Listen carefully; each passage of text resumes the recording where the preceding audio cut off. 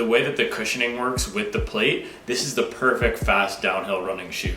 I don't know if that's even a category. If anyone searches that on Google, best fast downhill running shoe, maybe I should put up an article on the site about that. What's up everybody, and welcome to the channel. It's Joanna here, founder and CEO of Supwell, and today I wanted to talk to you about my experience using the Nike Vaporfly Next 2 to race my half marathon PR.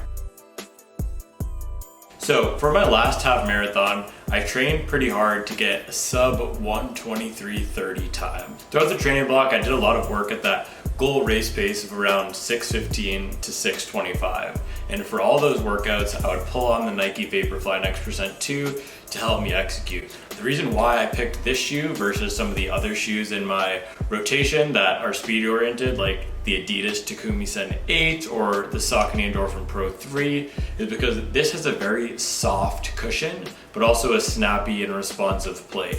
So something like the Adidas Takumi Sen 8, that's much better for short distances. And I found that the Pro 3 is a bit more cushioned than this, and I like that for longer distance runs. Like I'll use that for my 60-mile long runs. But this thing is just right in the sweet spot for the half marathon distance where I know I'm gonna be picking up the pace. I want something that is laser light and jet plane fast, and the Nike Vaporfly Next 2 can execute on both of those briefs. So the race was an extremely hilly course. It was probably the hilliest course I've ever raced, even including the Charlotte Marathon. There was about 1,000 feet of elevation gain throughout the course, and through the first 5 miles, I was really getting in my head about the elevation gain and what it would do to my strategy. I knew I wanted to run 6:30s coming out of the gate, and then progressively drop the pace to run negative splits, and I was right on that 6:30 in the first 5 miles, but I was like, dude, I don't know if I'm gonna be able to drop the pace because this feels a bit fast on these up and downs, and it was about 75 degrees. But what I quickly realized was that what goes up must come down, and because we're mashing all these uphills and downhills, if I just book it on the downs as best as I can, that's gonna help me make up some time. So I was going on the uphills probably around 6:50 pace, and on the downhills I was ripping at sub 6 pace. And that's where I was super glad that I chose the Vaporfly Next 2, because the way that the cushioning works with the plate, this is the perfect fast downhill running shoe. I don't know if that's even a category. If anyone searches that on Google, best fast downhill running shoe, maybe I should put up an article on the site about that. But that's what this thing is, because it has enough cushion throughout the platform to brace that hard pounding impact, and then it also just snaps you right off.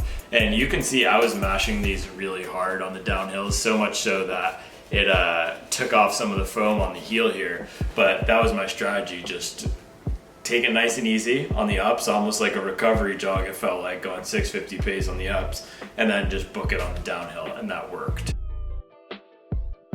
I was lucky enough to have a dry day, so grip wasn't a major concern, but this has a nice Grippy Forefoot on the front here, so perfect for any wet days. I did some throughout my training block workouts where the longer runs, like 10 to 14 miles, was my medium long run during the week, and it was often rainy because North Carolina springs are very rainy, so these saw their fair share of mud and horrible weather, which you can see reflected in the color of the white midsole now, and I had no issues with slipping or anything.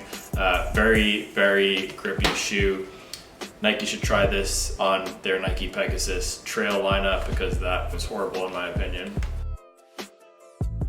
In terms of the fit, it is a bit loose through the back heel counter here. I think they fixed that on the third iteration, which just came out.